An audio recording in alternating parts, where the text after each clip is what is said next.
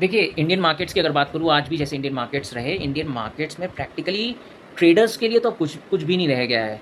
जिस हिसाब से एक दिन गैप अप खुलता है, नेक्स्ट दिन गैप डाउन होता है, फिर गैप अप खुलता है, गैप डाउन, वो गैप अप और गैप डाउन में ही रह गए हैं लास्ट कुछ वीक में मार्केट्स। तो ट्रेडर्स को तो कुछ भी मौका नहीं मिल रहा है, जिससे कि आप देख पा रहे हैं कि लास्ट 1 सालों से, कुछ महीनों से मैक्सिमम जो ट्रेडर्स हैं, या तो वो क्रिप्टो मार्केट में चले गए हैं या बाहर के जो मार्केट्स हैं वहाँ पे ट्रेड कर रहे हैं। इंडियन मार्केट्स में ट्रेडर्स के लिए तो कुछ भी नहीं रह गया है। और एक और चीज़ मैं बताना चाहूँगा, एक चीज़ मैं काफ़ी दिनों से बता रहा हूँ कि इसमें देखिए नीचे जाएगा, ऊपर, फिर वहाँ से ऊपर आएगा। ऐसा मत सोचिए कि परमानेंट बुल रन आ गया है।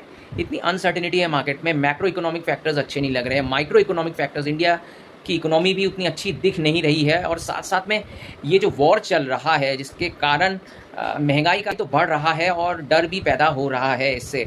तो पूरी अनसर्टेनिटी बनी हुई है। मार्केट में स्टॉक स्पेसिफिक रहना पड़ेगा, आपको अंडर वैल्यूड कंपनीज मिल रहे हैं, ढूंढना पड़ेगा, आपको ढूंढना पड़ेगा, बहुत स्पेसिफिक रहना पड़ेगा और ढूंढ के सही टाइम में एंट्री लेना है। और जब रिटर्न दे रहा है 50, 60, 70% रिटर्न लेके निकल जाइए, क्योंकि रिटर्न देने के बाद वही स्टॉक फिर उसी रेंज पे आ जा रहा है, यही दिक्कत है। तो यही चीज़ है। और मेरे को ये भी लगता है कि मतलब म्यूचुअल फंड्स को भी बहुत दिक्कतें आएंगी ऐसे मार्केट अगर कंटिन्यू करते गए, क्योंकि म्यूचुअल फंड्स भी कब तक खरीदते रहेंगे, कब तक वो एवरेज करते रहेंगे, ये एक प्रश्न है, बहुत बड़ा प्रश्न है। और एफआईआईज़ की तो बात ही छोड़िए। देखिए, मैं एक ही चीज़ कहता हूँ, एफआईआईज़ इंडियन मार्केट्स में रहेंगे क्यों? यहाँ नहीं तो टेक्नोलॉजी है, ना एआई है, जिसके कारण और एआई टेक कंपनीज भी नहीं है, जिसके कारण इस समय बोलबाला चल रहा है एआई का, जिसके कारण मैक्सिमम एफआईआईज़ ताइवान, कोरिया, जापान, इन सब जगह में वो चले जा रहे हैं इंडियन मार्केट्स छोड़ के।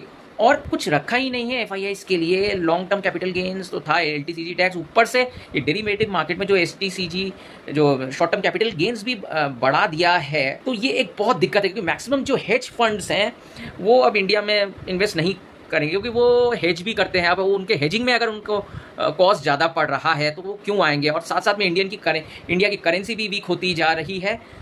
तो वन ऑफ द मतलब ऐसा सिचुएशन में क्यों आएंगे? मतलब देखिए, 90s के बाद से ही मार्केट में जो बुल रन दिखा गया था लंबा, मार्केट अच्छे हुए थे, ग्लोबलाइजेशन क्यों दिखा गया था? क्योंकि सरकार पॉलिसीज़ लाई थी वैसे। तो अब ऐसे पॉलिसीज़ मतलब जो ला रहे हैं, मतलब सच बात कहूँ तो ये सोचना पड़ेगा सरकार को।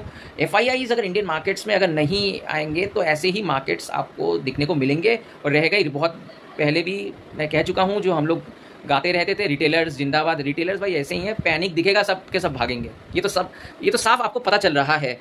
तो सोच समझ कर रहिएगा। मैं तो कहूँगा प्रॉफिट बुक करते रहिए, प्रॉफिट बुक करके लिक्विड फंड्स में रखते रहिए। मार्केट फिर नीचे आएगा, फिर तो ये आपको करना पड़ेगा बार बार। ये मार्केट्स 2026 में ऐसे ही रहेंगे।